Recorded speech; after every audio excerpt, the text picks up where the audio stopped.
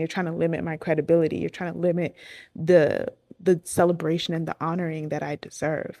Um, I think that there's a different perspective to that, though.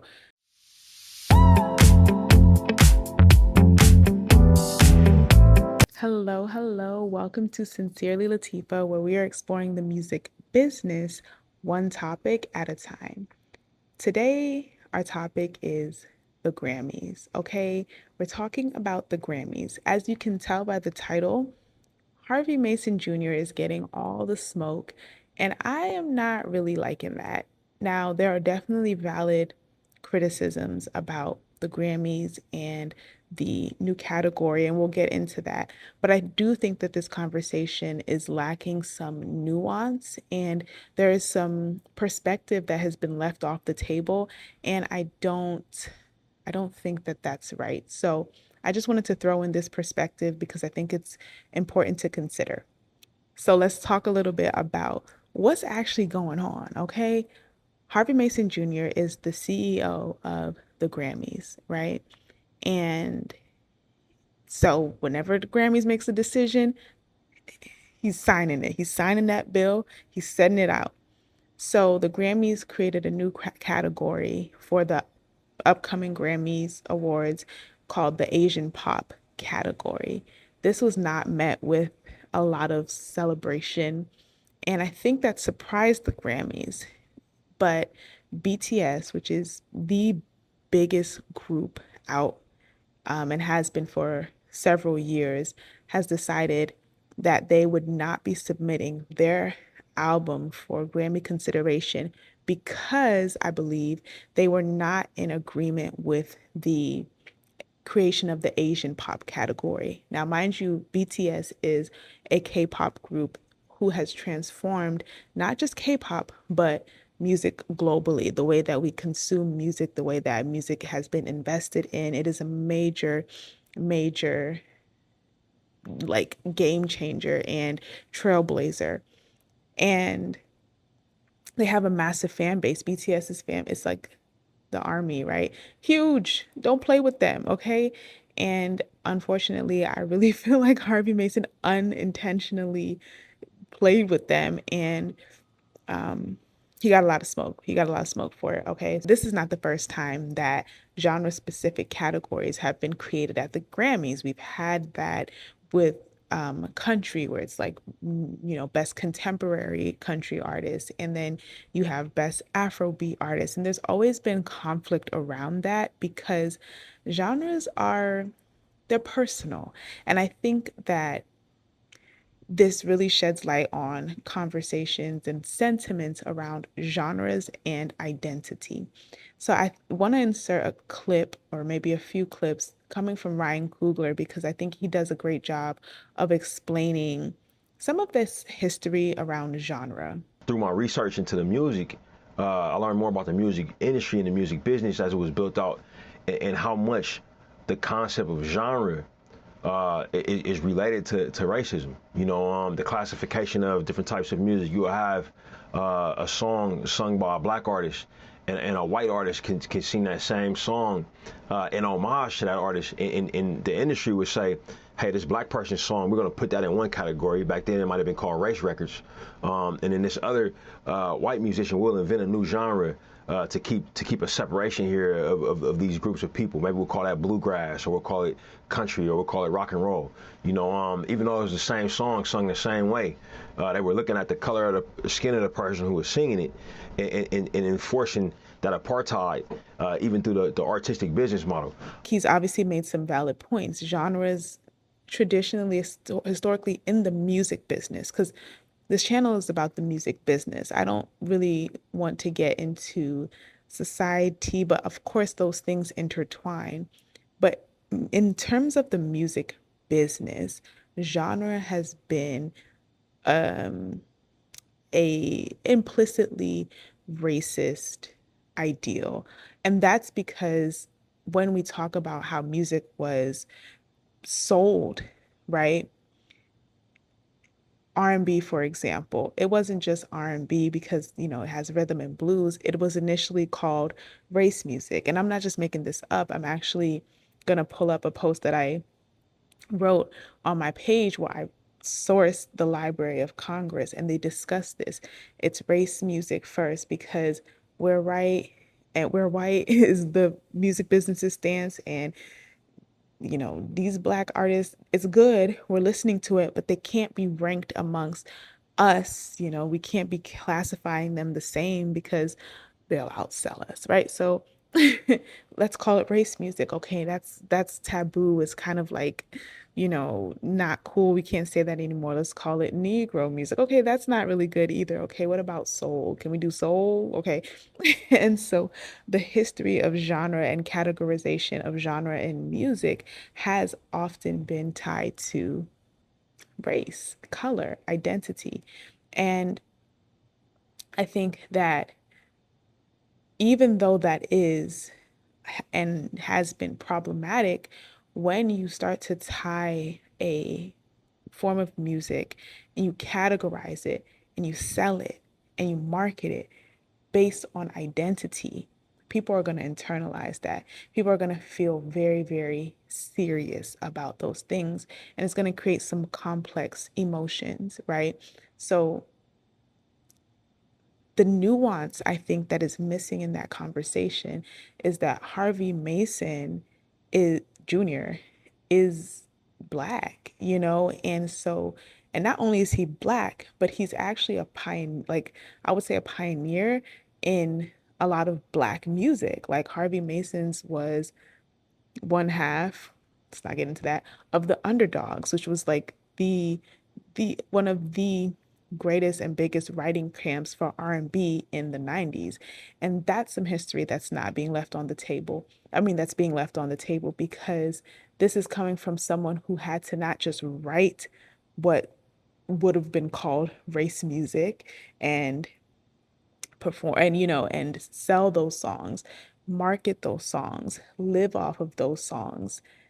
He had to understand how to make this music navigate in industry that was not interested in celebrating that music, creating ownership in an industry that was not interested in celebrating that music, not just, buying it, not marketing off of it, not exploiting it, which is what it's called in the music industry, in the business, but actually celebrating it and honoring it.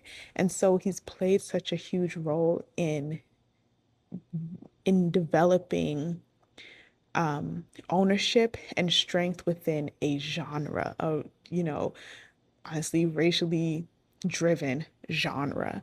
I think that when, especially, in any country and different identities, when you start to categorize people and the music that comes from their heart and soul, and you tie it to their identity and the identities of people that look like them, that come from the same places that they come from, we then personalize it. It becomes ours. It's our genre. You know what I'm saying? R&B, rap, hip hop, that feels like ours. And I would say that people, who feel like K-pop is theirs, they also have that strong um, protection over it. Same with Afrobeats, yes. But then what happens is that we recognize that when it gets shared into the greater music industry, the mainstream music industry, even though it is the mainstream music industry, when it ends up getting shared, it doesn't get the same share of resources. It doesn't get the same amount of investment in marketing. It doesn't get the same budgets. And so you'll find that a lot of the time when a genre starts to shoot up in popularity, some of the biggest artists of that genre start to pull away from that labeling. I'm not just an R&B artist, I'm just an artist. I'm not just an Afrobeat artist, we're just an artist. Look at our sales. We're not just selling to, the demographic that you say we are. Look at Beyonce, look at, Wizkid, look at BTS, look at Drake, look at Lil Wayne, like we're selling to the world. Look at my shows, it's diverse, right? And part of the reason for that argument is because it's not because they don't feel a sense of like identity or a sense of protection over the type of music they're making, but it's because they recognize that holding on too closely to that can limit their ability to grow, right? Because of the structures, right? The institutional structures which are in the music industry that I don't want to say make where I'll say where these major labels and these major entities choose to put less um, resources, fewer resources in the hands of those people who are, within a genre, as opposed to it being pop, you know what I'm saying? Or rock or whatever. Then it feels like, yeah, we can, what I'm saying, blah, blah, blah. But, and then honestly, this applies to country as well. Like that is also a genre. It's a segment of the United States that sometimes can be under, under like supported, at least 15, 20 years ago, but then they have their own infrastructure. You go to Nashville, you're going to see infrastructure labels, different things for country music. But for um, a lot of the times with international music, they have those infrastructures, but when they hit an American market and they blow up, um, these other music companies, the labels, the Grammys, all of these things are meant to amplify that voice. And when you start to create categories that um, pigeonhole those identities, I feel like it has like a natural response of like you're trying to you're trying to limit my resources again, you're trying to limit my credibility, you're trying to limit the celebration and the honoring that I deserve. um I think that there's a different perspective to that though, because Harvey Mason also talked about it, I think, in his statement, that this is not the intention for the category, that of course BTS could submit their album for consideration for best album, for album of the year. It's not that they'll be limited to that category, but I think aside from the desire to capitalize, right? Because that's what we're in the business of doing, is trying to make money off of things. So yeah, the Grammys gonna be like, oh yeah, a lot of people are listening to this. People have been listening to this. They're going, it's gonna make a whole bunch of money right now this year. Let's get a category for it. But I also think that it is meant to, yeah, shine a light on some of the smaller artists who are within that category who could not, who would not have the numbers, the recognition, or some would say some of the like validity, the validation to be able to be considered for album of the year. And so having that category open up now gives, this artist a potential, honestly, five, what, six artists an opportunity to be recognized on a global stage. Now, let me not say global because they are recognized on a global stage, but in the US, which is the still as of now the largest music market in the world, to get recognized in that way, and then to be able to leverage that recognition in other deals and meetings. And that's what I want to say, like that perspective that Harvey Mason Jr. can be bringing to his role as CEO of the Grammys. This is coming from literally, it's the underdogs. Like this is the company that he kind of came up in, and that's where he started, the underdog. So I believe that he recognizes the value of the underdog. And so when you're an underdog, you have to play every single card that you've been dealt. And so even if you don't win a Grammy, but you're nominated for a Grammy in a category that maybe is lesser known, you can now take that into a negotiation. You can take that into a deal. You can take that into a conversation about your rights or investment or your tour. You can say, I have been recognized by this organization. Here is our support. The Grammys is also not just, it's not like it's not the People's Choice Award, okay? It is a group of people who have worked within the music business. You probably, if I feel like if you're watching this video, you might know someone who is on one of the committees. Like it's not unusual for someone who has put up some credits, put up some shots in the music business to be um, like on the board or on like on the board, the voting board. So the conversation about being able to be recognized by the Grammy, even as a smaller artist or a smaller group, it's different than I have a lot of fans, these are my streams, this is my engagement. This is recognition by industry peers.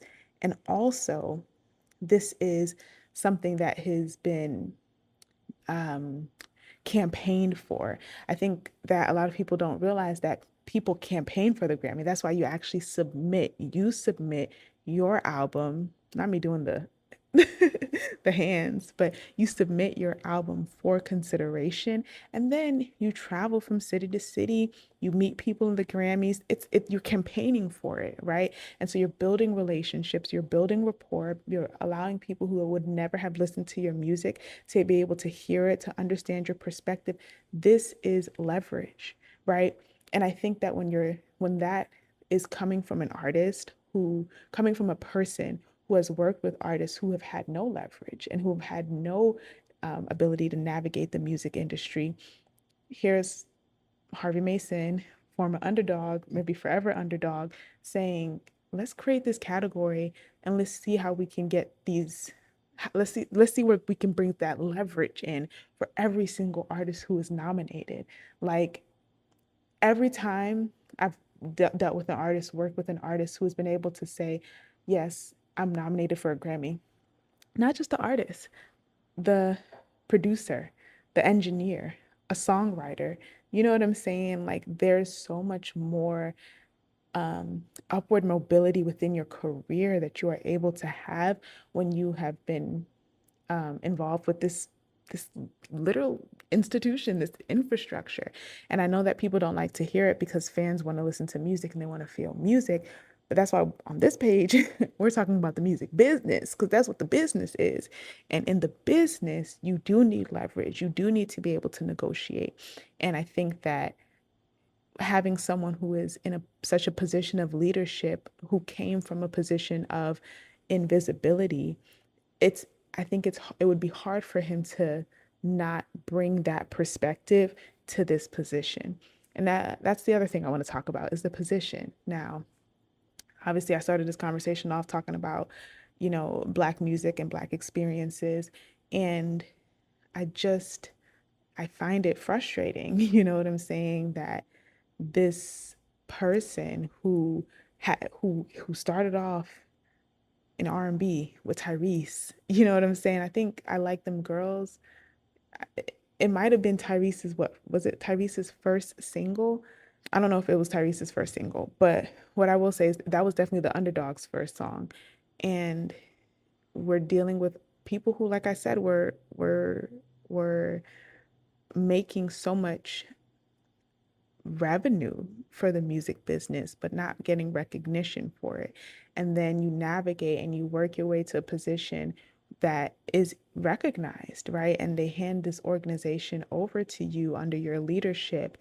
And it's just been so easy to criticize, from like the country music to Jigga on the stage. It's like y'all really coming for these Grammys. And I think it's fine.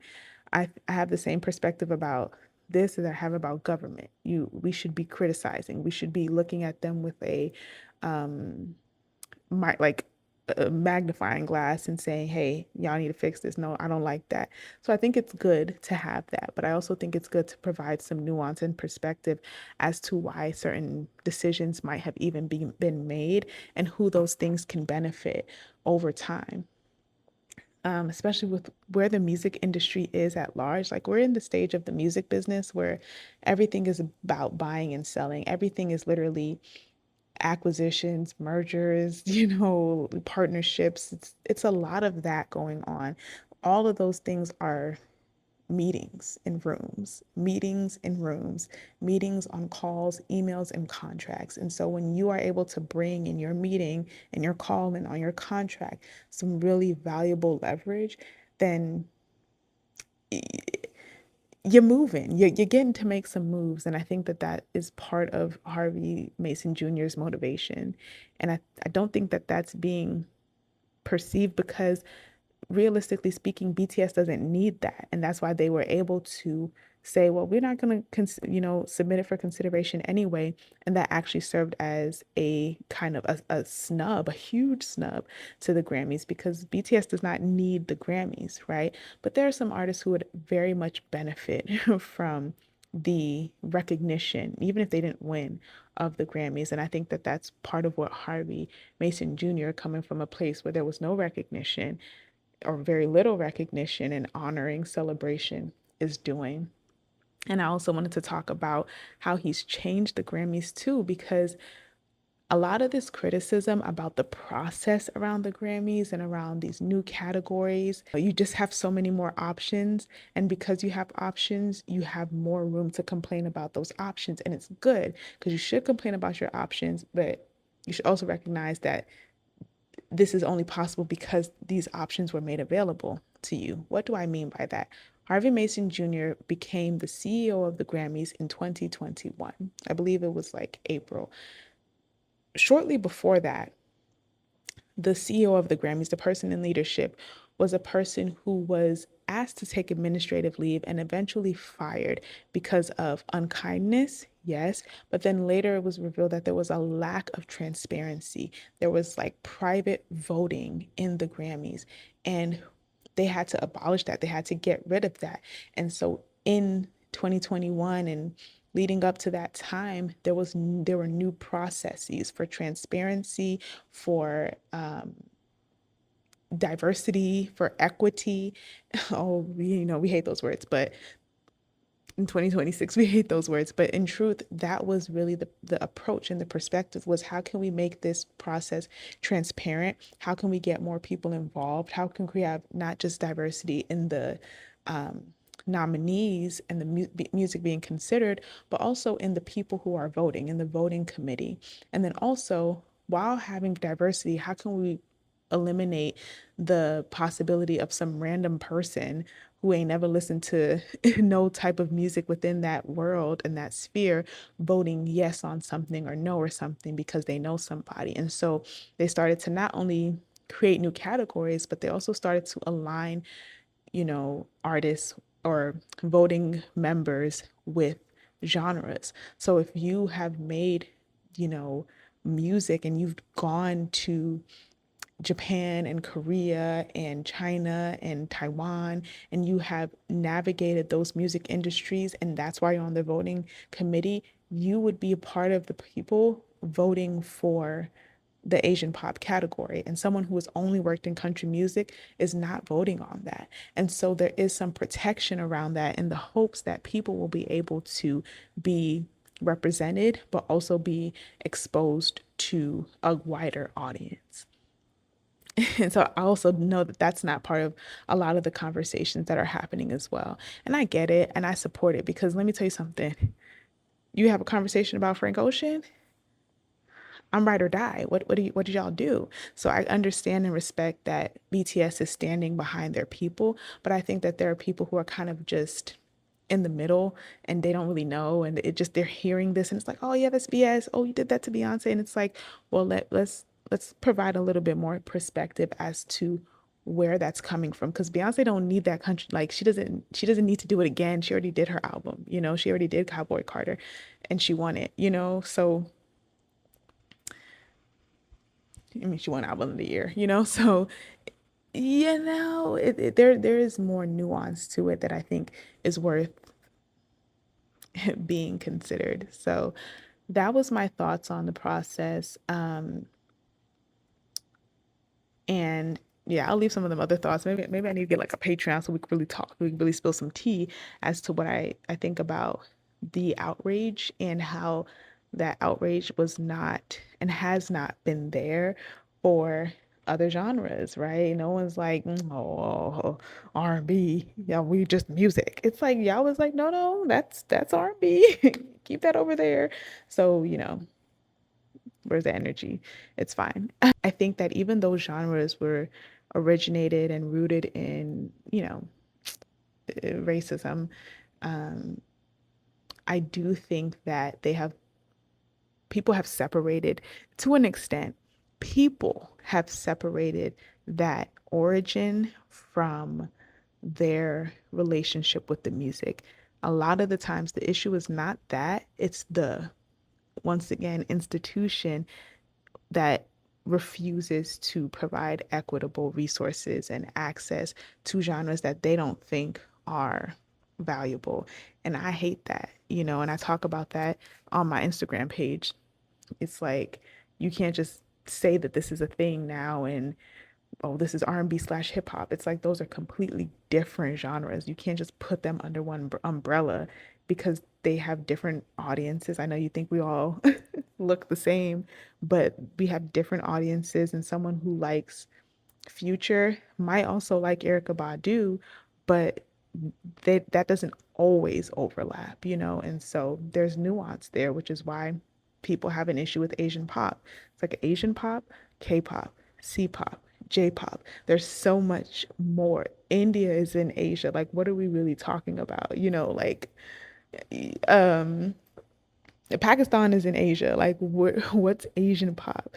And so that's valid. And that's valid criticisms. I'm not saying that he didn't get it wrong. And I'm not saying that he shouldn't be held accountable for some of those errors and be pushed to expand more and more, or to really sit down and reconfigure what this thing called the Grammys is and how it can bring value and leverage to artists, because that's what it's about. It's about honoring them. But then it's also about using that to make sure that they can get more money and more resources, not just money for themselves, but for their teams and for their communities, for the countries from which they come. Like, literally, it is a pipeline for more and more revenue and opportunity, right? So I think that's a big part of why it's there. Those are my considerations. Those are my thoughts. Let me know what you think in the comments. And if you have not visited my website, it is sincerelylatifa.com. On Instagram, I'm Sincerely Latifa, and it was nice talking to y'all.